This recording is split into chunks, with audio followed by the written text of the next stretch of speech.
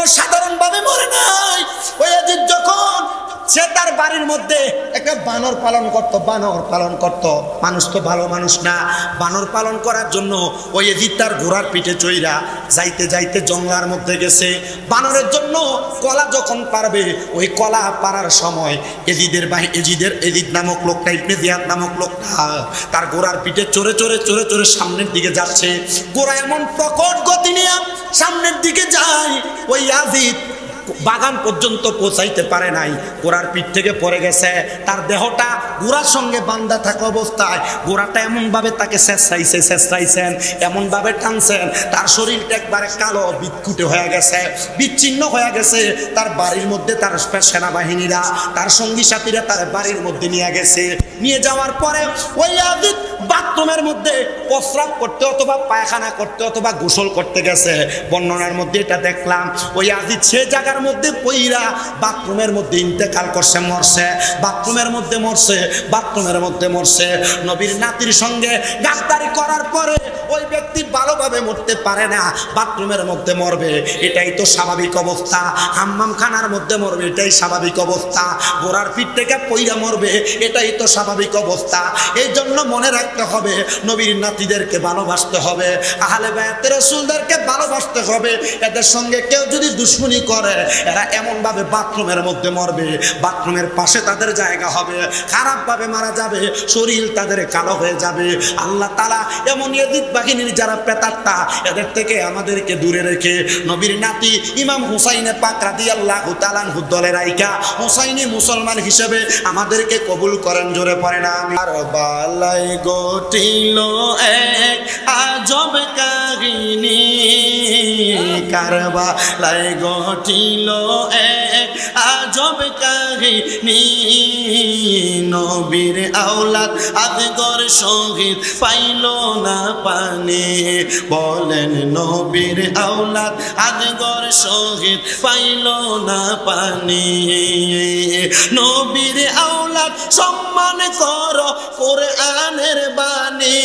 বলেন নবীর আওলাদ সম্মান করো কোরআনের বাণী। বিয়া তবি করে কেউ বাঁচতে পারেনি, নবীর আওলাদ আজগর শহীদ পাইল না পানি। বলেন কারবালায় ঘটিল এক আজব কাহিনী, নবীর আওলাদ আজগর শহীদ পাইল না পানি। বাবারে নবীর আওলাদ আজগর শহীদ পাইল না পানি। জিহ্বা শুকায়, গলা শুকায়, শুকায় ঠোঁটখানি।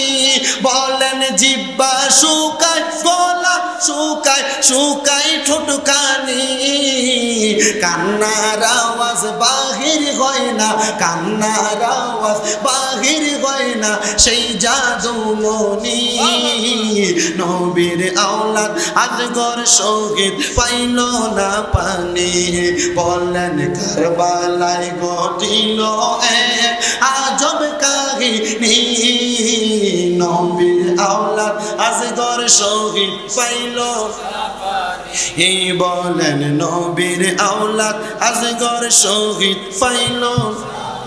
আজগর পানি পান করিলে তলোয়ার ধরতনি। বলেন আজগর পানি পান করিলে তলোয়ার ধরতনি। উত্তর হবে তাহার তো সে বয়স হয়নি।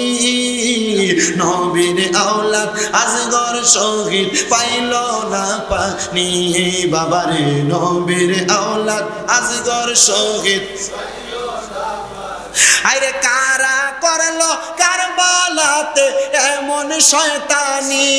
বলেন কারা করলো কারবালাতে এমন শয়তানি। মাথায় টুপি মুখে দাড়ি, মাথায় টুপি মুখে দাড়ি, গায়ে জুব্বা খানি। নবীর আওলাদ আজগর শহীদ পাইল না পানি। বলেন কারবালায় ঘটিল এক আজব কাহিনী, নবীর আওলাদ আজগর শহীদ। নি বাবা। খেলাফতের কায়েমের পরবর্তী সময় থেকে যখন ইবনে জিয়াদের প্রেতাত্মা এবং এজিদ বাহিনী নবী বংশের উপর তাদের লাল চক্ষু প্রকাশ করেছে, তখন থেকে কিন্তু এই দলাদলি শুরু হয়েছে। বলে হুজুর এর আগে কি দলাদলি ছিল না? এর আগে যেই দলাদলি ছিল এই দলাদলি ইহুদিদের সাথে ছিল, এর আগে যেই দলাদলি ছিল নাসারাদের সাথে ছিল, এর আগে যেই দলাদলিগুলো ছিল এই দলাদলিগুলা অন্য কোনো ধর্মাবলম্বী অথবা অন্য ধারাবাহিক ধর্মাবলম্বীদের সাথে ছিল। কিন্তু বর্তমানে ইবনে জিয়াদ এবং এজিদ বাহিনীর প্রেতাত্মাদের সাথে মুসলমানদের একটাই দ্বন্দ্ব, সেটা হচ্ছে ইমানি দ্বন্দ্ব। সেই ইমানি দ্বন্দ্বের মধ্যে যেই ব্যক্তি তার স্থান এবং কাল টিকিয়ে রাখতে পারে এবং ইমানটাকে ঠিক জায়গায় ধরে রাখতে পারে, সেই ব্যক্তি ইন্তেকাল করার পর রহমতের নবীর সামিয়ানার নিচে জায়গা পাবে, আর নচেত জায়গা পাবে না। আসেন আমার বাবাজিরা, আমি ডাইরেক্ট আমার আলোচনার ধারাবাহিকতা শুরু করে দেই। রাহমাতুল লিল আলামিন নবী, মদিনার কামলিওয়ালা দয়াল নবী, দুনিয়ার জমিনের মধ্যে উম্মতে মুহাম্মদীকে শিক্ষা দেওয়ার জন্য নবী, আমার নবীজির কলিজার টুকরা সন্তান খাতুনে জান্নাত মা ফাতেমাতুজ জাহরার মাধ্যমে একটা শিক্ষা আমাদেরকে দিয়ে গিয়েছেন। যদি মনোযোগ দেন আপনারা সুন্দর করে বুঝতে পারবেন। আল্লাহর নবী রাহমাতুল লিল আলামিন নবী খাতুনে জান্নাত ফাতেমাতুজ জাহরা রাদিয়াল্লাহু তাআলা আনহাকে আমার নবীজির হুজরা মুবারকের মধ্যে ডাকলেন। মনে রাখতে হবে, আহলে বাইতে রাসূল যারা, নবীর বংশধর যারা, আমার নবী তাদেরকে নিজেই সম্মান করতেন, শ্রদ্ধাবোধ করতেন। ইয়া রাসূলুল্লাহ, কেন আপনি তাদেরকে সম্মান করেন, শ্রদ্ধা করেন? আমার নবী ডাক দিয়া কই, উম্মত, আমার আহলে বায়াত, আমার উম্মতের নাজাতের তরি যারা দুনিয়ার জমিনের মধ্যে আমি নবীজির বংশধর আহলে বায়াতকে ভালোবাসবে, আমি নবী বললাম এই আহলে বায়াত আমার উম্মতে মুহাম্মদী গুলাকে সুপারিশ করে করে জান্নাতে নিয়ে যাবে। খাতুনে জান্নাত মা ফাতেমাতুজ জাহরা রাদিয়াল্লাহু তাআলা আনহাকে আমার নবী ঘর মুবারকে ডাক দিলেন। খাতুনে জান্নাত আমার নবীজির হুজরা মুবারকে প্রবেশ করলেন। আমার নবী দাঁড়ায় গেলেন। সাওয়ানিয়ে কারবালা নামক একটা কিতাবের মধ্যে কত সুন্দর করে ঘটনাটা উল্লেখ করা। রহমতের নবী দাঁড়ায় গেলেন। আমার নবী দাঁড়ায় যাওয়ার সাথে সাথে খাতুনে জান্নাতে আমার নবী যেই জায়গায় বসা ছিলেন সেই জায়গার মধ্যে বসাইলেন। রহমতের নবীজি খাতুনে জান্নাত ফাতেমাতুজ জাহরা রাদিয়াল্লাহু তাআলা আনহাকে নবীজির জায়গায় বসায়া ঘরের একটা কর্নার থেকে আমার নবী সাদা একটা বড় কাপড়ের টুকরা হাতের মধ্যে নিলেন। ওই সাদা কাপড়ের টুকরাটা আমার নবী হাত মুবারকের মধ্যে নিয়া আমার নবীজির হাত মুবারক দিয়া আমার নবীজি ওই কাপড়টাকে চারটা টুকরা করলেন। বলেন কয়টা টুকরা? নবী আমার চারটা টুকরা করে খাতুনে জান্নাত ফাতেমাতুজ জাহরার হাতে একটা টুকরা দিলেন। ডাক দিয়ে বলে, ওগো খাতুনে জান্নাত ফাতেমাতুজ জাহরা, এই একটা কাপড়ের টুকরা আমি নবীজি তোমার হাতে দিলাম তোমার কাফনের জন্য। আরেকটা কাপড়ের টুকরা আমি নবী তুমি খাতুনে জান্নাতের হাতে দিলাম। ওই কাপড়টা তুমি আমার হযরতে আলী কাররামাল্লাহু ওয়াজহুর হাতে দিবা। বলবা এটা আমি নবীকে আমার আল্লাহ তাআলা জিবরাইলের মাধ্যমে প্রদান করেছেন হাদিয়া সৌরভ, যেন আমি নবী তুমি খাতুনে জান্নাত এবং হযরত আলী কাররামাল্লাহু ওয়াজহুর হাতে দিয়ে দেই। আরেকটা কাপড়ের টুকরা আমার নবী যে হাত মুবারকের মধ্যে নিয়া নবী আমার ডাক দিয়া কই, ওগো খাতুনে জান্নাত ফাতেমা, এই কাপড়ের টুকরাটা হযরত ইমাম হাসান রাদিয়াল্লাহু তাআলা আনহুর জন্য বরাদ্দ। ইয়া রাসূলুল্লাহ, ইয়া হাবিবাল্লাহ, আপনার হাত মুবারকের মধ্যে আরেকটা কাপড় দেখা যায়। আমার নবী বলেছেন, ওগো খাতুনে জান্নাত ফাতেমা, এই কাপড়ের টুকরাটা আমি নবীর জন্য। রহমতের নবীজির সামনে খাতুনে জান্নাত ফাতেমাতুজ জাহরা রাদিয়াল্লাহু তাআলা আনহা ডাক দিয়া বলি, ইয়া রাসূলুল্লাহ, মায়ার নবী গো, আপনার হাত মুবারকের মধ্যে যে কাপড়টা ছিল আপনি চাইলে এই কাপড়টাকে 5টা টুকরা করে আমার হুসাইনের জন্য একটা টুকরা দিতে পারতেন। আপনি নবী আপনার জন্য একটা কাপড়ের টুকরা রাখলেন। আমি খাতুনে জান্নাতকে একটা কাপড়ের টুকরা দিলেন। হযরত আলী রাদিয়াল্লাহু তাআলা আনহুর জন্য একটা কাপড়ের টুকরা দিলেন। আমার ইমাম হাসান রাদিয়াল্লাহু তাআলা আনহুর জন্য আপনি আরেকটা কাপড়ের টুকরা দিলেন। নবীজি আপনার কাছে জানতে চাই, আপনি বলেন না আমার ইমাম হুসাইন রাদিয়াল্লাহু তাআলা আনহুর জন্য আপনি তো একটা কাপড়ের টুকরা দিলেন না? আমার নবী কান্না করে দিলেন। খাতুনে জান্নাত ফাতেমা ফাতেমাতুজ জাহরা রাদিয়াল্লাহু তাআলা আনহা বলেন, আমি তাকে দেখলাম রহমতের নবীর চোখ মোবারকগুলো লাল হয়ে গেছে, নবীজির গাল মোবারকগুলো বেয়ে বেয়ে পানি পড়তেছে, আমার নবীর দাড়ি মোবারকগুলো ভিজে গেছে। নবীজিকে আবারও প্রশ্ন করলেন খাতুনে জান্নাত ফাতেমা, ওগো নবী, আমার ইমাম হোসাইন ইবনে আলীর জন্য যেই কাফনের কাপড়টা, ওই কাফনের কাপড়ের টুকরাটা কোথায়? নবীজিকে আবার প্রশ্ন করলেন, আমার নবীজি চুপ করে রইলেন। এবার তৃতীয়বার যখন খাতুনে জান্নাত ফাতেমা প্রশ্ন করলেন, ইয়া রাসূলুল্লাহ, ইয়া হাবিবাল্লাহ, নবী গো, আপনার কাছে জানতে চাই, আপনি বলেন না আমার ইমাম হোসাইন ইবনে আলী রাদিয়াল্লাহু তাআলা আনহুর কাফনের কাপড়টা কোথায়? নবী আমার কান্দে আর ডাক দিয়া বলে, গো ফাতেমাতুজ জাহরা, আমার আল্লাহ তাআলা হযরত জিবরাইলের মাধ্যমে আমি নবীর কাছে যেই কাফনের কাপড়টা পাঠাইছেন, এই কাফনের কাপড়টা হযরত হুসাইন ইবনে আলী ছাড়া আমরা চারজনের জন্য বরাদ্দ। কিন্তু তুমি হযরত হুসাইন রাদিয়াল্লাহু তাআলা আনহুর কথা বারবার বললাম। ফাতেমা, আমার আল্লাহ তাআলা জিবরাইল আলাইহিস সালাতু ওয়াস সালামের মাধ্যমে আমি নবীর কাছে খবর পাঠাইছেন, আমি নবীর কাছে এলান জারি করে দিয়েছেন। আমার আল্লাহ তাআলা জানিয়ে দিয়েছে রে, আমার ইমাম হুসাইন ইবনে আলী রাদিয়াল্লাহু তাআলা আনহুর শাহাদাতের পরে আমার হুসাইন ইবনে আলী রাদিয়াল্লাহু তাআলা আনহুর শরীর মুবারকের মধ্যে কাফনের কাপড় লাগবে না। ওই ইবনে জিয়াদের দলেরা, ওই ইয়াজিদ বাহিনীর দলেরা আমার হুসাইন রাদিয়াল্লাহু তাআলা আনহুর শরীর মুবারকের মধ্যে বড় অত্যাচার করবে, হুসাইন রাদিয়াল্লাহু তাআলা আনহুর শরীর মুবারকের মধ্যে বড় অত্যাচার করবে। ঠিকই আমি কিতাব পড়ে দেখলাম, ওই ইবনে জিয়াদ ইয়াজিদ বাহিনীর লোকেরা আমার নবীজির কলিজার টুকরা নাতি হযরত ইমাম হুসাইন রাদিয়াল্লাহু তাআলা আনহুর ঠোঁট মুবারকের মধ্যে তীর দিয়া দিয়া আঘাত করেছে, হুসাইন রাদিয়াল্লাহু তাআলা আনহুর গর্দান মুবারকের মধ্যে তরবারি দ্বারা আঘাত করেছে। আমি জানি না যারা তরবারি দিয়ে আঘাত করেছিল এর মধ্যে ৭,০০০ কোরআনে হাফেজ ছিল, ৭,০০০ কোরআনে হাফেজ ছিল, ৩,০০০ মুফতি সাহেব ছিল। মুসলমান মনে রাখতে হবে, কোরআনে হাফেজ দেখলে পাগল হওয়া যাবে না, মুফতি মুহাদ্দিস দেখলে পাগল হওয়া যাবে না, আরে বড় পাঞ্জাবিওয়ালা টুপিওয়ালা দেখলে পাগল হওয়া যাবে না। কারণ নবীর নাতি জান্নাতের যুবকদের সরদার ইমাম হুসাইন ইবনে আলীর গলা মুবারকের মধ্যে যারা ছুরি চালাইছে এর মধ্যে ৭,০০০ কোরআনে হাফেজ ছিল। এরা তো কোরআন পড়তো, এদের কণ্ঠ দিয়ে আল্লাহর কোরআন তেলাওয়াত হইতো, কিন্তু তারা কেমনে গো নবীর নাতির গলা মুবারকে ছুরি চালাইলো? আবার যারা নবীর নাতির সঙ্গে দুশ্মনী প্রকাশ করেছে এর মধ্যে ৩,০০০ মুফতি সাহেব ছিল। নামের আগে মুফতি লেখা, বড় মুফতি দেইখা পাগল হওয়া যাবে না, কারণ এমন নামওয়ালা মুফতিরা নবীর নাতির গলা মুবারকের মধ্যে তরবারি চালাইছে। আবার শরীরে পাঞ্জাবি পাগড়ি আছে, সুন্দর দাঁড়িয়ে আছে, এদেরকে দেখলে এমনি পাগল হওয়া যাবে না। লক্ষ্য করতে হবে এদের মধ্যে নবীর প্রেম আছে কিনা, এদের মধ্যে আহলে বায়াতের প্রেম আছে কিনা। যদি এদের মধ্যে প্রেম থাকে তাইলে তার সঙ্গে আমার সম্পর্ক আছে, যদি প্রেম না থাকে তার সঙ্গে আমার সম্পর্ক নাই, তার পেছনে কোনো ইক্তেদা নাই, তার সঙ্গে কোনো বন্ধুত্ব নাই। কারণ যারা নবীর কলিজার মধ্যে আঘাত দিয়েছে এদের সঙ্গে নামাজ পড়লে আমার নামাজ হবে না। যারা নবীর কলিজার মধ্যে আঘাত দিয়েছে, নবীর নাতির গলা মুবারকের মধ্যে তরবারি চালাইছে, এদের সঙ্গে বন্ধুত্ব করলে রহমতের নবী আমার উম্মত বলে পরিচয় দিবে না।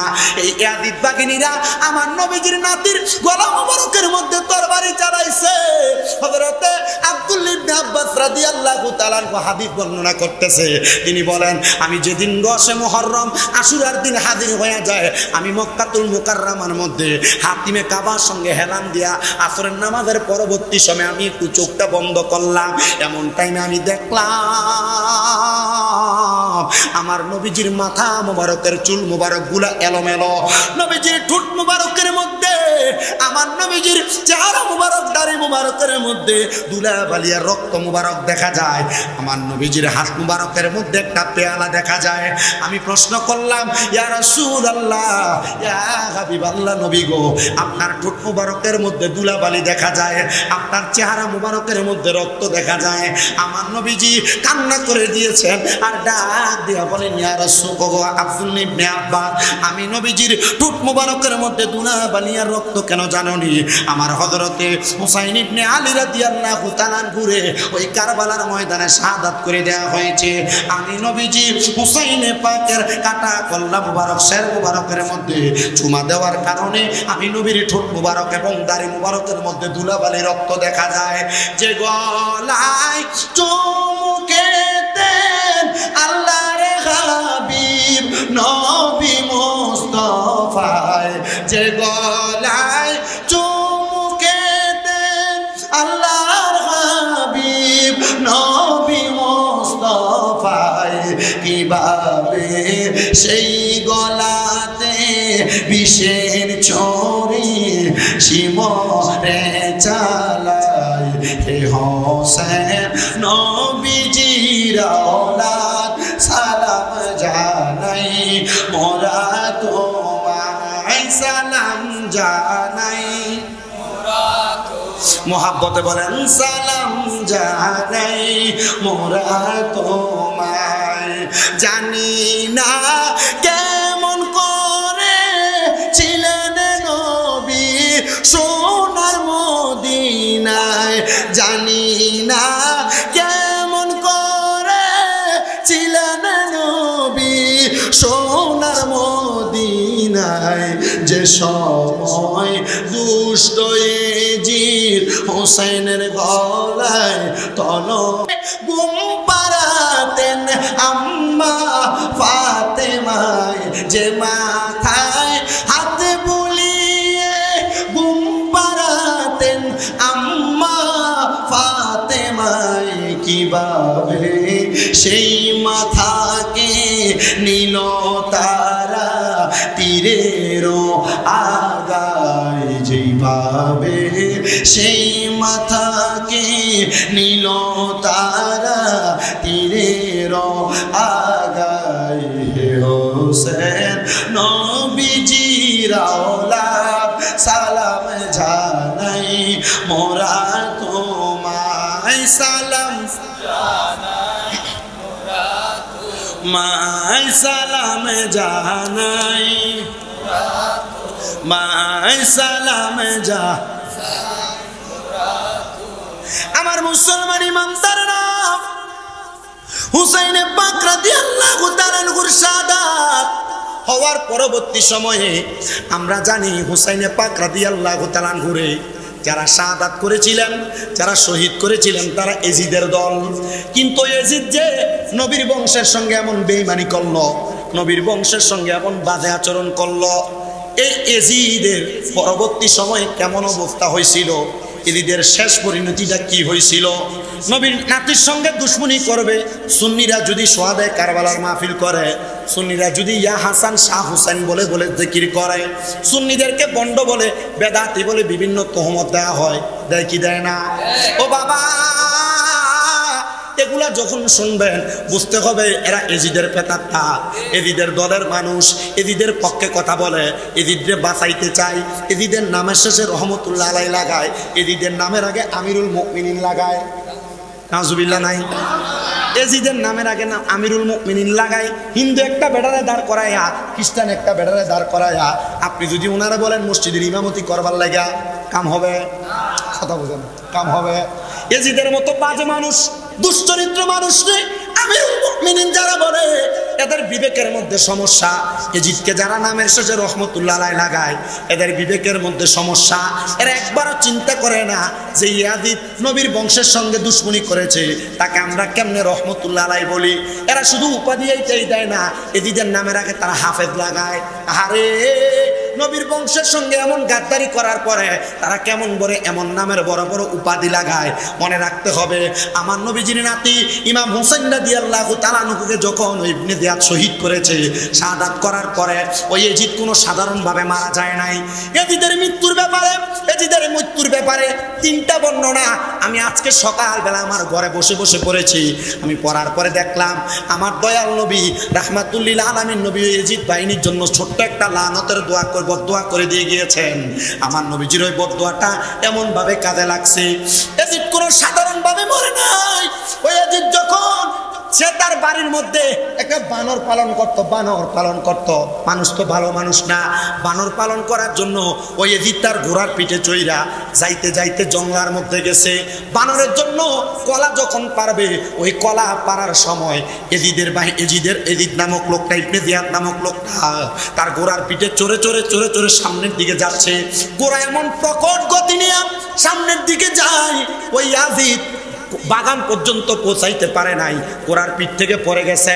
তার দেহটা ঘোড়ার সঙ্গে বান্ধা থাকা অবস্থায় ঘোড়াটা এমনভাবে তাকে শেষাইছেন, এমনভাবে টানছেন, তার শরীরটা একবারে কালো বিদ্যুটে হয়ে গেছে, বিচ্ছিন্ন হয়ে গেছে। তার বাড়ির মধ্যে তার সেনাবাহিনীরা, তার সঙ্গী সাথীরা তার বাড়ির, এটাই তো স্বাভাবিক অবস্থা। হাম্মাম খানার মধ্যে মরবে, এটাই স্বাভাবিক অবস্থা। ঘোড়ার পিঠ থেকে পইরা মরবে, এটাই তো স্বাভাবিক অবস্থা। এই জন্য মনে রাখতে হবে, নবীর নাতিদেরকে ভালোবাসতে হবে, আহলে বায়াতে রাসূলদেরকে ভালোবাসতে হবে। এদের সঙ্গে কেউ যদি দুশমনি করে, এরা এমনভাবে বাথরুমের মধ্যে মরবে, বাথরুমের পাশে তাদের জায়গা হবে, খারাপভাবে মারা যাবে, শরীর তাদের কালো হয়ে যাবে। আল্লাহ তাআলা এমন ইয়াজিদ বাহিনীর যারা প্রেতাত্মা, এদের থেকে আমাদেরকে দূরে রেখে নবীর নাতি ইমাম হুসাইনে পাক রাদিয়াল্লাহু তাআলা আনহু দলে রাইখা হুসাইনি মুসলমান হিসেবে আমাদেরকে কবুল করেন। জোরে পড়েন আমিন। আল্লাহুম্মা সাল্লি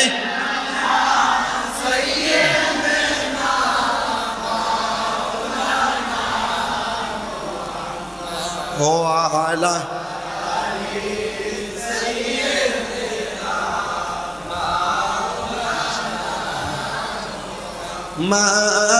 মাদাল্লাহুম্মা সাল্লি আলা সাইয়্যিদিনা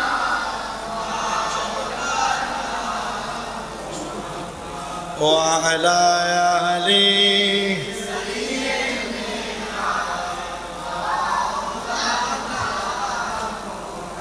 কারবালায় ঘটিল এক আজব কাহিনী, কারবালায় ঘটিল এক আজব কাহিনী। নবীর আওলাদ আদগর শহীদ পাইল না পানি, বলেন নবীর আওলাদ আদগর শহীদ পাইল না পানি। নবীর আওলাদ সম্মান কর কোরআনের বাণী, বলেন নবীর আওলাদ সম্মান কর কোরআনের বাণী। বিয়া তবি করে কেউ বাঁচতে পারেনি, নবীর আওলাদ আজগর শহীদ পাইল না পানি, বলেন কারবালায় ঘটিল এক আজব কাহিনী। নবীর আওলাদ আজগর শহীদ পাইল না পানি, বাবারে নবীর আওলাদ আজগর শহীদ পাইল না পানি। জিহ্বা শুকায়, গলা শুকায়, শুকায় ঠোঁটখানি, বলেন জিহ্বা শুকায়, গলা শুকায়, শুকায় ঠোঁটখানি। কান্নার আওয়াজ বাহির হয় না, কান্নার আওয়াজ বাহির হয় না, সেই জাদুমণি। নবীর আওলাদ আজগর শহীদ পাইল না পানি, বলেন কারবালায় ঘটিল এক আজব কাহিনী। নবীর আওলাদ আজগর শহীদ পাইল, এই বলেন নবীর আওলাদ আজগর শহীদ পাইল। আজগর পানি পান করিলে তলোয়ার ধরতনি, বলেন আজগর পানি পান করিলে তলোয়ার ধরতনি। উত্তর হবে তাহার তো সে বয়স হয়নি, নবীর আওলাদ আজগর শহীদ পাইল না পানি, বাবারে নবীর আওলাদ আজগর শহীদ। আরে কারা করলো কারবালাতে এমন শয়তানি, বলেন কারা করলো কারবালাতে এমন শয়তানি। মাথায় টুপি মুখে দাড়ি, মাথায় টুপি মুখে দাড়ি, গায়ে জুব্বা খানি। নবীর আওলাদ আজগর শহীদ পাইল না পানি, বলেন কারবালায় ঘটিল এক আজব কাহিনী। নবীর আওলাদ আজগর শহীদ নি বাবারে, নবীর আওলাদ। এবার আসেন একটু মনোযোগ দেন। মা বোনেরা সন্তানকে ভালোবাসে, মোহাব্বত করে, কথাটা সত্য না মিথ্যা? তো হযরত ইমামে আলী মাকাম ইমাম হুসাইন রাদিয়াল্লাহু তাআলা আনহুর দুইটা সন্তানের মধ্যে একজনের নাম হযরতে আলী আসগর, আরেকজনের নাম হযরতে আলী আকবর। এই দুইজন সন্তান কারবালার ময়দানের মধ্যে সবচাইতে বেশি কষ্ট, সবচাইতে বেশি পরিশ্রম, সবচাইতে বেশি লাঞ্ছনা এবং বঞ্চনার শিকার হয়েছেন।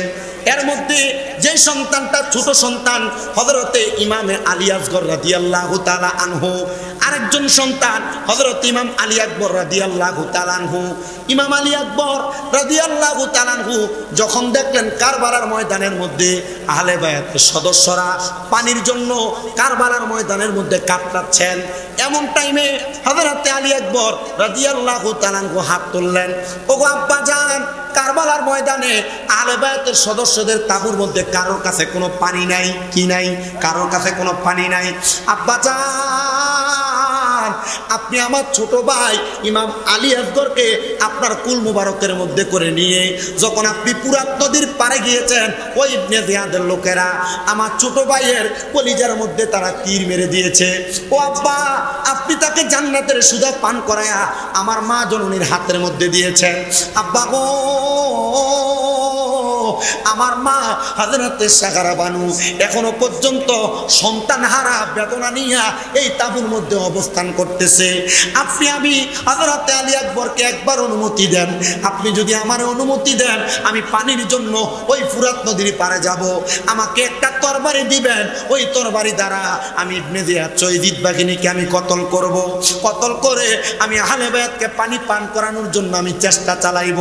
নবীজির কলিজার টুকরা নাতি হযরতে ইমাম হুসাইন রাদিয়াল্লাহু তাআলা আনহু অনুমতি প্রদান করলেন।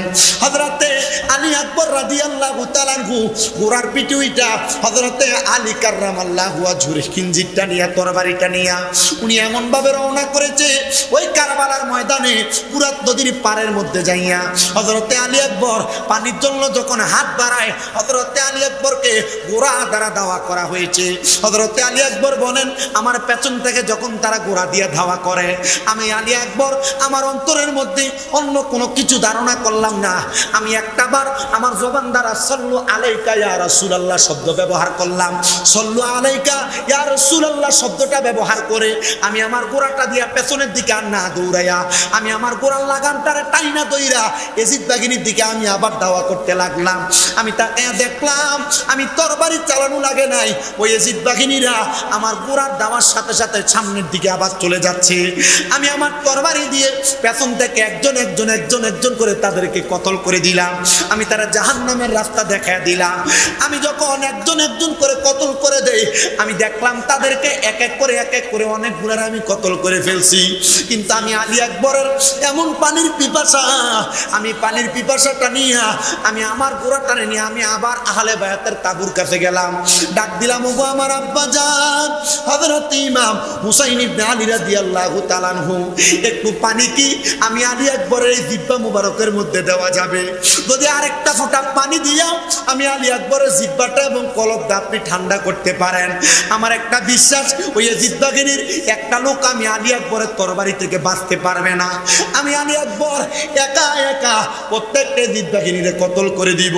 ইমাম হুসাইন ইবনে আলী রাদিয়াল্লাহু তাআলা আনহু চোখ মুবারকের পানিগুলা ছেড়ে দিয়ে কান্না করে ডাক দিয়া কয়, আলী আকবর আমি হুসাইনে পাক রাদিয়াল্লাহু তাআলা আনহুর নানার কারণে আল্লাহ তাআলা জগতের মধ্যে এত সুন্দর পানির ফোয়ারা বসাইছে, কিন্তু আমি ইমাম হুসাইন রাদিয়াল্লাহু তাআলা আনহুরে আমার আল্লাহ তাআলা আমার নানার মাধ্যমে এমন একটা কঠিন পরীক্ষার মধ্যে ফেলাইছে, আমি চাইলেও তোমার এই মুহূর্তে একটু পানি তোমার জিহ্বাতে দিতে পারবো না।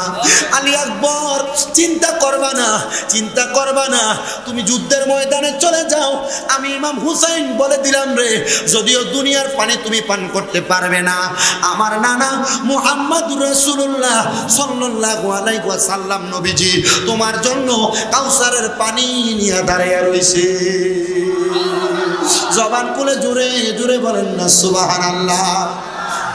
ও মুসলমান, হযরত ইমাম আলী আকবর রাদিয়াল্লাহু তাআলা আনহুর শাহাদাত হয়ে গেছে কারবালার ময়দানে। আর একজন পুরুষও নাই, একজন শুধু আছে হযরত ইমাম জয়নুল আবিদিন রাদিয়াল্লাহু তাআলা আনহু, কিন্তু উনি বড় অসুস্থ, জ্বরের কারণে ওই তাবু থেকে শোয়া থেকে উঠতে পারতেছিলেন না। হযরত ইমাম জয়নুল আবিদিন যুদ্ধ কেমনে করবে, ৯ মুহররমের রাত্রবেলা হাজির হয়ে গেছে। ইমামে আলী মাকাম ইমাম হুসাইন রাদিয়াল্লাহু তাআলা আনহু বলেন, আমি এশারের নামাজ আদায় করলাম। এশারের নামাজের এই সময়টাতে আমার কাছে একজন আহলে বায়াতের প্রেমিক হযরতে আব্বাস আলমদার রাদিয়াল্লাহু তাআলা আনহু আগমন করলেন। হযরত আব্বাস আলমদার আইসা এশারের নামাজের পরবর্তী সময় আবেদন করলেন, ওগো হুসাইন রাদিয়াল্লাহু তাআলা আনহু, আপনি যদি আমার অনুমতি দেন আমি কারবালার ময়দানের পাশে পুরাত নদী থেকে একটু পানি নিয়ে আপনার কাছে আগমন করব। আব্বাস আলমদার অনুমতি পায়া এদিক বাহিনীর সামনে পুরাত নদীর পাড়ে গেলেন পানি পান করার জন্য। উনি বলেন, আমি গোড়ার পিঠে চইরা আমি যখন পানির জন্য হাত দিয়া কোষ করে পানি নিতেছি, আমার আগে যতজন সদস্য পুরাত নদীর পানি নিতে চাইলো, এদিক বাহিনী প্রত্যেককে বাধা প্রদান করেছে, কিন্তু তারা আমি আব্বাস আলমদারে বাধা দেয় নাই। কারণ কি, প্রত্যেক বংশের মধ্যে সব যদি খারাপ হয় একটা মানুষ ভালো থাকে।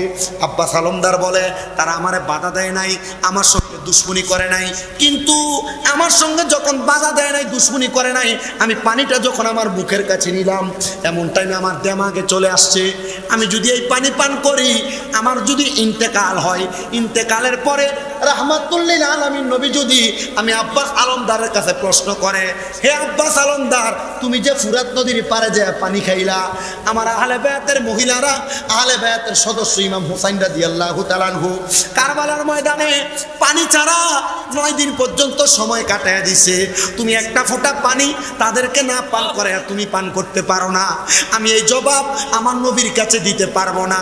আমি সাথে সাথে আমার গোড়াটারে ফিরাইয়া আমি একটা মশক নিয়ে আসলাম। মশক বোঝেন তো, মোটের চামড়া সেলাই করে যেটা বানাইতো, পানি বহন করতো আরবীয়রা। মশক নিয়ে আসলাম, মশকটার মধ্যে পানি পুরাইয়া আমি যখন গোড়াটার সামনের দিকে আগায় নিয়ে যাব, এদিক বাগিনীরা ডাক দেয়া বলছে, আব্বাস আলমদার, তোমার যদি মন চায় তুমি এই পুরাত নদী থেকে পানি পান করতে পারো, তবে কসম করে বলি তুমি এখান থেকে এক ফোঁটা পানি আহলে বায়াতের তাঁবুর মধ্যে নিতে পারবা না। কারণ কি, বলে আমরা তাদেরকে পানি বন্ধ করে মেরে ফেলবো, পানি বন্ধ করে শহীদ করে ফেলবো। আর আশেকটা সুরে সুরে লেখে, পুরাতে নদীর পানি রে বন্ধ করে দিল রে, পুরাতে নদীর পানি রে বন্ধ করে দিল রে, কাছে যেতে দিল না সে ঠাই, বলেন কাছে যেতে দিল। আরে পশু পাখি খাইলো কেহ বাধা না দিল, বাধা শুধু আসগরের বেলায়, বলেন বাধা শুধু হুসাইনের বেলায়, পুরাত নদীর পানি রে বন্ধ করে দিল রে, কাছে যেতে দিল না সে ঠাই, পশু পাখি খাইলো কেহ বাধা না দিল, বাধা শুধু হুসাইনের বেলায়, বাধা শুধু আসগরের বেলায়। মুসলমান, আব্বাস আলমদার ইয়াজিদ বাহিনীর কথা শুনেন নাই? ওই পানির মশকটা ডান কাঁধের মধ্যে নিয়া পুরাটা নিয়ে যখন সামনের দিকে আগায়, আব্বাস আলমদার ডান হাতের মধ্যে ওই ইয়াজিদ বাহিনীর লোক থেকে একজন মালিক ইবনে মারওয়ান এমন ভাবে আঘাত করেছে, ওনারা একবারে হাতটা ছিঁড়ে গেছে। উনি বলেন, আমি আমার বাম হাত দিয়া হাতের মধ্যে পানির মশকটা নিয়েছি আমি আহলে বায়াতের সদস্যদেরকে পানি পান করানোর জন্য, কিন্তু তারা আমার বাম বাম হাতের মধ্যে আঘাত করেছে, আমি আমার মুখের মধ্যে পানিটার কামড় দিয়া ধরেছি, কিন্তু তারা আমার গর্দানে আঘাত করেছে। আরে আব্বা সালামদার কেউ শহীদ করে দিয়েছে কারবালার ময়দানে। ও মুসলমান, ও তন্তর এলাকার বাবারা, ও ব্রাহ্মণবাড়িয়া জেলার আমার মুসলমান ইমামদারেরা, কেন আমরা যারা আহলে সুন্নাত ওয়াল জামাতের আকীদাদারি, আমরা কেন নবীর বংশ আহলে বায়াত রাসূলের স্মরণে কারবালার মাস আসলে সোহাদে কারবালার মাহফিলটা বেশি বেশি করি? আমরা কেন পাক পাঞ্জাতনের জিকির করি? আমরা কেন হাসান হোসেনকে বেশি বেশি করে স্মরণ করি? একটাই মাত্র কারণ, হযরত ইমাম হুসাইন রাদিয়াল্লাহু তাআলা আনহু শাহাদাতের পেয়ালা পান করেছেন আমরা গুনাহগার উম্মতের জন্য।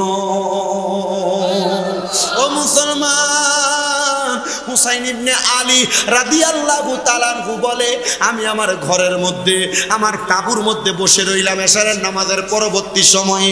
আমি আমার স্ত্রী হযরতে সাহারা বানুর ডানুরুর মধ্যে আমার মাথাটা রাইখা আমি কোরআন তেলাওয়াত করতেছি। আল্লাহ তাআলার কোরআনের আয়াত পড়তেছেন। হুসাইন ইবনে আলী রাদিয়াল্লাহু তাআলা আনহু বলে, আমি যখন আল্লাহ তাআলার কোরআনুল কারীমের আয়াত তেলাওয়াত করি, এমন টাইমে আমার চোখটা লেগে গেছে। আমার চোখটা যখন লেগে গেছে, হঠাৎ করে হযরতে সাহারা বানুর বাণী প্রকাশ করতেছেন কিতাব আস-সাওয়ারিকুল মুহরিকার মধ্যে, বলতেছে হযরত শামে কারবালার মধ্যে উনি বলতেছে, আমি হঠাৎ করে ঘুম থেকে লাফ দিয়ে উঠলাম। আমার সাহারা বানু প্রশ্ন করে, ও ইমাম হুসাইন ইবনে আলী রাদিয়াল্লাহু তাআলা আনহু, আপনি কেন ঘুম থেকে এমন ভাবে জাগ্রত হয়ে গেলেন? আপনি কেন ঘুম থেকে হঠাৎ করে হতবিলম্বিত হয়ে উঠে গেলেন? উনি ডাক দিয়ে বলে, অন্য কোনো কারণ না, অন্য কোনো কারণ না, আমি হঠাৎ করে ঘুমের মধ্যে দেখতে পাইলাম আমার কলিজার টুকরা আব্বা জান, আমার কলিজার টুকরা আম্মা জান, আমার কলিজার টুকরা বড় ভাই হযরত ইমাম হাসান ইবনে আলী রাদিয়াল্লাহু তাআলা আনহু আর আমার নানা জান জান্নাতে একটা খাবারের পেয়ালা নিয়া, আমার নানা আমার খাতুনে জান্নাত মা ফাতেমা, আমার আব্বা হযরত আলী কাররামাল্লাহু ওয়াজহু, আমার বড় ভাই বসে আছেন।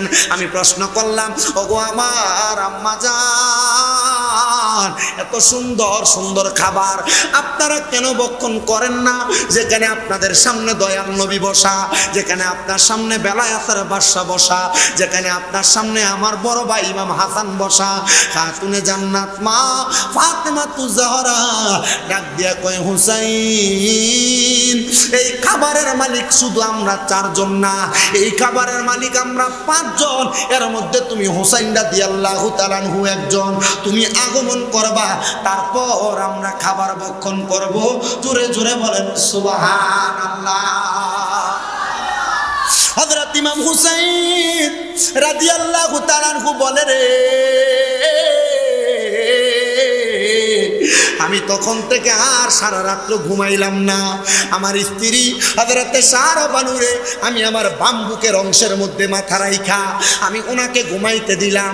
হঠাৎ করে আমি ওনাকেও দেখলাম ঘুম থেকে বিলম্বিত হয়ে উঠে গেলেন, আচমকিত হয়ে উঠে গেলেন। আমি জিজ্ঞাসা করলাম, ওগো সাহারা বানু, তুমি কেন ঘুম থেকে এমনভাবে আচমকিত হয়ে উঠে গেলাম? হযরতে সাহারা বানু উত্তর দেয়, এ কলিজার টুকরা স্বামী গো, আমি এমনে এমনে ঘুম থেকে জাগ্রত হই নাই।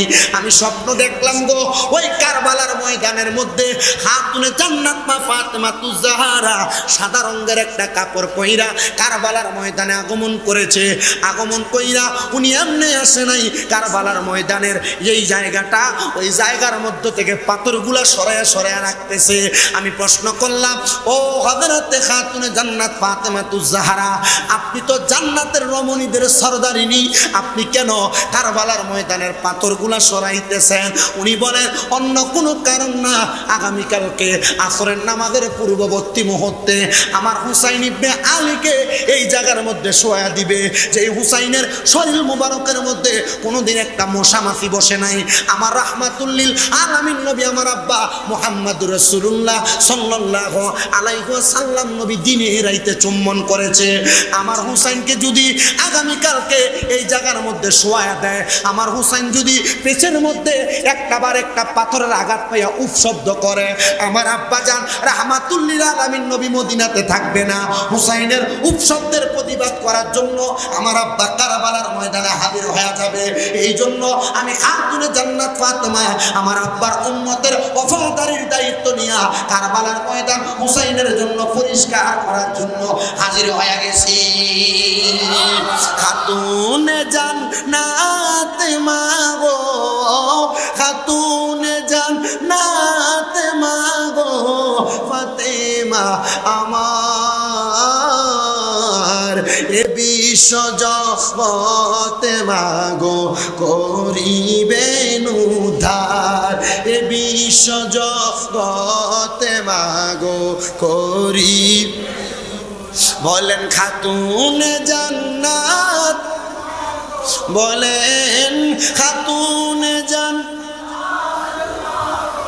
ফাতেমা আমার, এ বিশ্ব জগতে মাগো করিবেন উদ্ধার, এ বিশ্ব জগতে মাগো করিবেন উদ্ধার।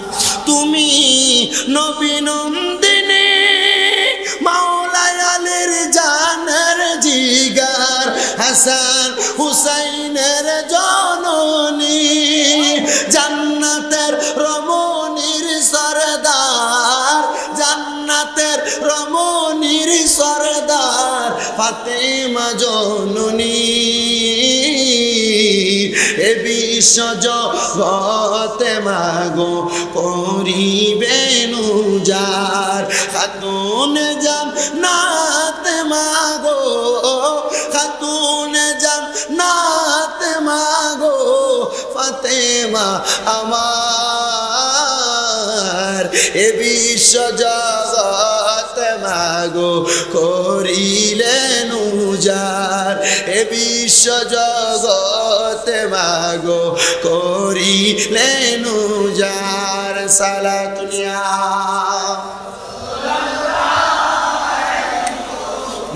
সালামুনিয়া কম সালাতুনিয়া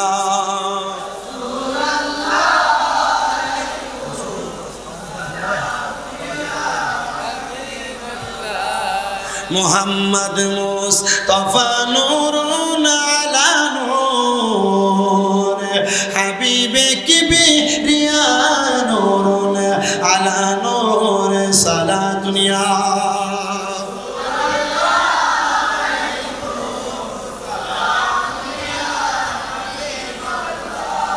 মদিনার পাখি যদি হইতাম, উড়ে উড়ে রওজা জিয়ারত করিতাম।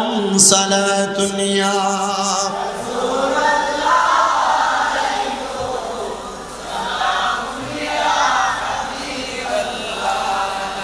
হযরতে শহরবানু বলেন, হে হুসাইন ইবনে আলী রাদিয়াল্লাহু তাআলা আনহু, আমি স্বপ্ন দেখেছি আমার কলিজার টুকরা শাশুড়ি আম্মা জান, আপনার কলিজার টুকরা জননী, জান্নাতের রমণীর সরদার খাতুনে জান্নাত ফাতেমাতুজ জাহরা কারবালার ময়দানের পাথরগুলা সরাচ্ছেন। যদি আপনার পিঠের মধ্যে আগামীকালকে একটা পাথরের ব্যথা লাগে, আপনি যদি একবার উপশব্দ করেন, রহমতের নবী রওজা মুবারকে থাকবে না, আপনার উদ্ধার করার জন্য রহমতের নবী রওজা মুবারক থেকে চলে আসবে। এবার আপনারা বলেন, ও তন্তর বাসস্ট্যান্ড জামে মসজিদের বাবাজিরা, আমার নবীজি হুসাইন রাদিয়াল্লাহু তাআলা খুব শব্দ করলে, উম্মতে মুহাম্মদি ডাক দিলে আসার ক্ষমতা আছে না নাই? মহব্বতের আওয়াজে বলেন আছে না নাই? এটা আহলে সুন্নাত ওয়াল জামাতের আকীদা। আমার নবীরে উম্মতে মুহাম্মদি ডাক দিলে আসতে পারে। হুজুর কেমনে আসে আমরা তো বুঝলাম না। আমার নবীজি নিজেই আল্লাহ তাআলার কোরআনুল কারীম উম্মতরে পড়ায় শোনাইছেন, আন্নাবিয়্যু আউলা বিল মুমিনিনা মিন আনফুসিহিম, আউলা বমানা আকরা নফস বমানা রূহ, ইমানদারের জানের চাইতে আমার দয়াল নবী আরো নিকটে। কেউ যদি বলে নবী আসতে পারবে না, কেউ যদি বলে নবী আসার ক্ষমতা নাই, নবী রওজা মুবারকের মধ্যে শুয়ে রয়েছে মৃত অবস্থায়, তাদেরকে বলবা নবী তো আল্লাহ তো বলছে ইমানদারের জানের চাইতে নিকটে। তুমি যদি বলো নবী আসতে পারে না, তাইলে তুমি ইমানদার না, কথা এখানেই শেষ। কথা কয় না, কথা কয় না, ঠিক কিনা? কেউ যদি বলে নবী আসতে পারে না, তাইলে তুমি ইমানদার না, কথাই কানে শেষ। আরেকটা প্রমাণ যদি লাগে এখানের মধ্যে প্রমাণ তারা এভাবে দিবেন, বলে হুজুর আমাদেরকে তো বলে না নবী আসতে পারে না। হ্যাঁ বাবা, নবী আসতে পারে না, কিছুক্ষণের জন্য মানবেন। মানার পর তারে প্রশ্ন করবেন, তুমি যখন তোমার এলাকার মধ্যে মানুষ মারা যায়, তোমার বাবা মারা গেছে, দাদা মারা গেছে, এলাকার মুরব্বী মানুষ মারা গেছে, মারা যাওয়ার সময় তুমি তারা যখন কবরে নামাও, বিসমিল্লাহি ওয়া আলা মিল্লাতিল্লাহ, আল্লাহর মিল্লাতে দিছে, আল্লাহর মিল্লাতে তো দেয় নাই, বিসমিল্লাহি ওয়া আলা মিল্লাতি রাসূলিল্লাহ বলে কবরে দিলা। তো নবী যদি রওজা মদিনার মধ্যে শুয়ে থাকে, নবী যদি মৃত অবস্থায় মদিনাতে থাকে, তাহলে রাসূলের মিল্লাতে দিয়ে দিলা, নবীজি কবরে আইব কেমনে? আরো সহজভাবে প্রশ্ন করতে পারবা। কবরে 3 প্রশ্ন, মান রব্বুকা ওমান দীনুকা ওমান হাযার রাসূল। প্রথম প্রশ্ন, তোমার রবকে? আপনি বললেন রব্বি আল্লাহ। দ্বিতীয় প্রশ্ন, দীনি আল ইসলাম। আপনি বললেন দিন। দ্বিতীয় প্রশ্ন, তোমার দিন কি? ওমান দিনুকা, আপনি বললেন দীনি আল ইসলাম। কিন্তু তৃতীয় প্রশ্ন করবে, ওমান হাযার রাসূল, এই ব্যক্তিকে চিনো কিনা? রাসূলকে আপনারা সামনে আইনা বলবে এই ব্যক্তিকে চিনো কিনা? বন্ধু, নবী যদি মদিনাতে থাকে, হাযার রাসূল বলে যদি প্রশ্ন করে, আপনি নবীরে চিনাইবেন। তাহলে নবীজি যদি মদিনাতেই থাকে, তন্তর মানুষ মারা গেলে তন্তরের মানুষ তাদের কি মদিনায় নিয়ে প্রশ্ন করবে না? তন্তরের রাইখা তো নবী তন্তরে আসতে পারে কি পারে না? নবী ঢাকায় যাইতে পারে কি পারে না? নবী বাংলাদেশের যেই কোনো জায়গায় উম্মত ডাক দিলে আসতে পারে কি পারে না? এই ক্ষমতা দিছে কে? আল্লাহ প্রদত্ত ক্ষমতায় নবী যখন যেইখানে চায় হাজির হইতে পারেন। জোরে কোন মারহাবা, আর মুহাব্বতে বলেন না মারহাবা। আল্লাহুম্মা সাল্লি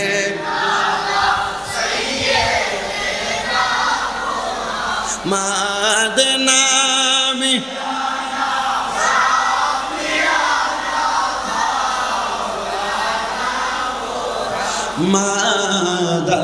মাদাল্লাহুম্মা সাল্লি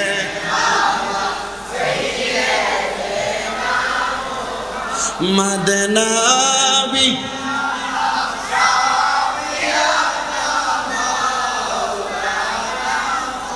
হাজির নাজির থাকেন নবী, কোরআনে তার বর্ণনা। হায়রে নবী আছে জানের কাছে, বেঈমানেরা বুঝলো না। আল্লাহুম্মা সাল্লি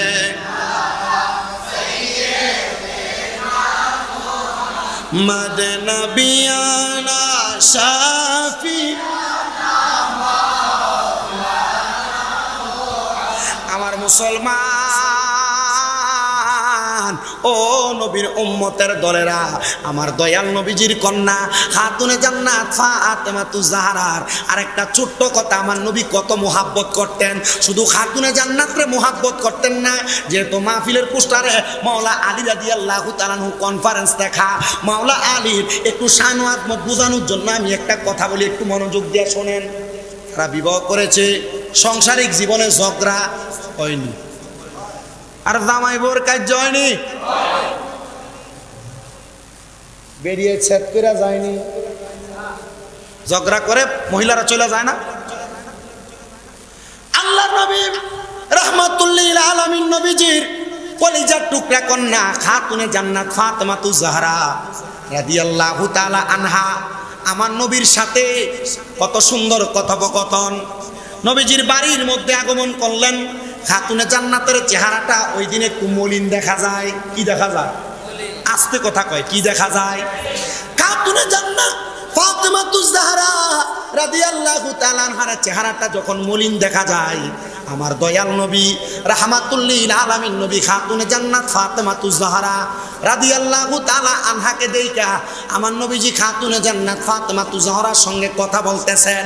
কিন্তু আমার নবীজি খাতুনে জান্নাত ফাতেমাতুজ জাহরাকে প্রশ্ন করে, ও ফাতেমাতুজ জাহরা, আমি তোমার কাছে জানতে চাই, প্রতিদিন তুমি আমার বাড়িতে আসো, কিন্তু আমার আলী রাদিয়াল্লাহু তাআলা আনহু তোমার সাথে থাকে।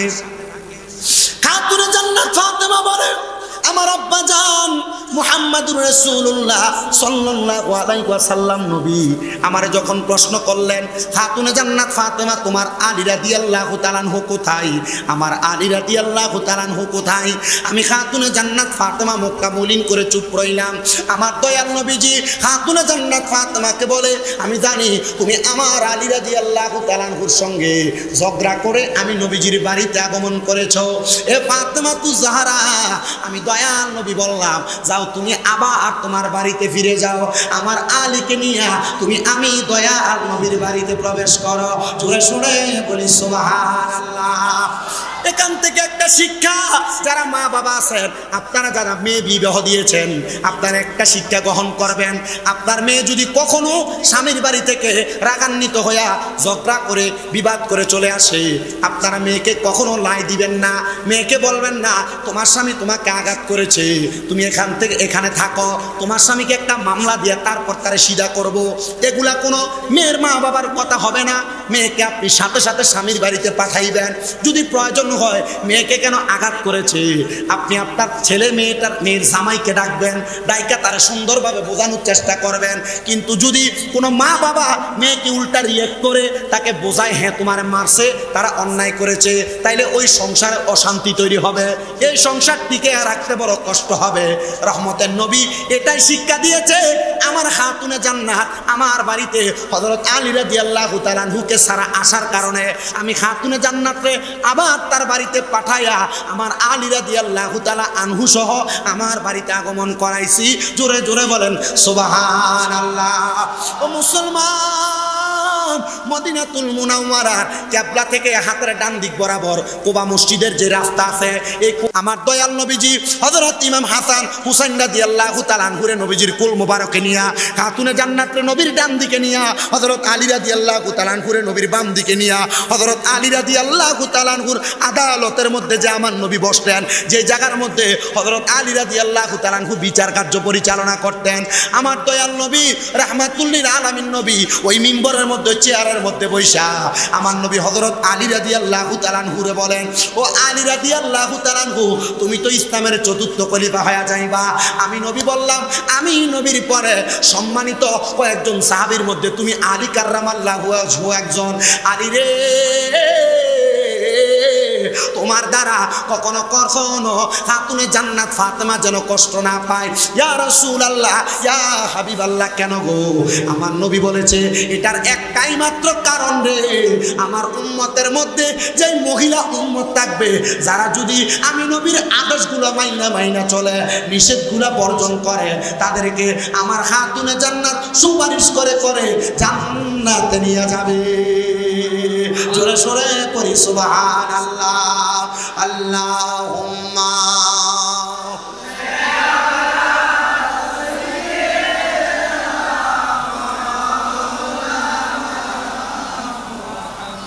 ওয়া আলা আলি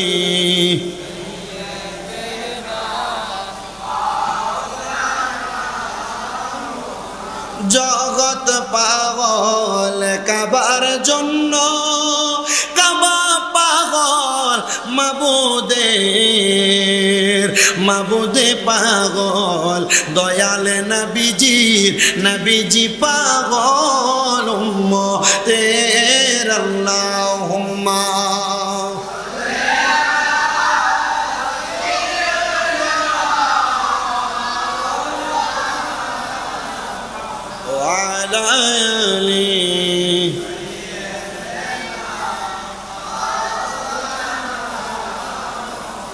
তাহলে যেহেতু কথার ধারাবাহিকতা এই কথাটা আসছে, আমি আপনাদেরকে ইসলামী শরিয়া মোতাবেক স্বামী স্ত্রীর ঝগড়া মীমাংসা, স্বামী স্ত্রীর আচার আচরণের দুই একটা কথা বলে আমি আমার ওয়াজের ইতি টানবো। কষ্ট হবে আপনাদের?